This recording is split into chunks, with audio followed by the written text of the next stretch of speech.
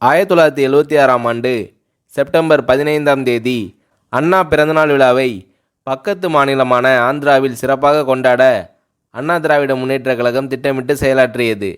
அன்று ஆந்திர மாநிலம் சென்ற எம்ஜிஆர் நாள் முழுவதும் சுற்றுப்பயணம் செய்து கொடியேற்றி வைத்துவிட்டு இரவு சித்தூர் நகரில் நடைபெற்ற மாபெரும் பொதுக்கூட்டத்தில் பங்கேற்று பேசினார். அந்த கூட்டத்தில் ஆந்திர மாநில மக்களும் எல்லையோர தமிழக மக்களும் பல்லாயிரக்கணக்கில் கலந்து கொண்டனர். அண்ணா திராவிட முன்னேற்றக் கழகத்தின் கிளைகளை ஆந்திரா, கர்நாடகா, மகாராஷ்டிரா, கேரளா, டெல்லி, அந்தமான் தீவு, அண்டை நாடான இலங்கை உள்ளிட்ட பகுதிகளிலும் தொடங்கி அங்கெல்லாம் கட்சி நிகழ்ச்சிகள் சிறப்பாக நடைபெற்று வந்தன. குறிப்பாக இலங்கை நாட்டில் அண்ணா திராவிட முன்னேற்றக் கழகத்துக்கு தனியாக ஒரு பொதுச் செயலாளர் இலங்கை ஏ நயினார் என்பவர் நியமிக்கப்பட்டு அங்கும் கட்சி நடவடிக்கைகள் உத்வேகமாக செயல்பட்டன.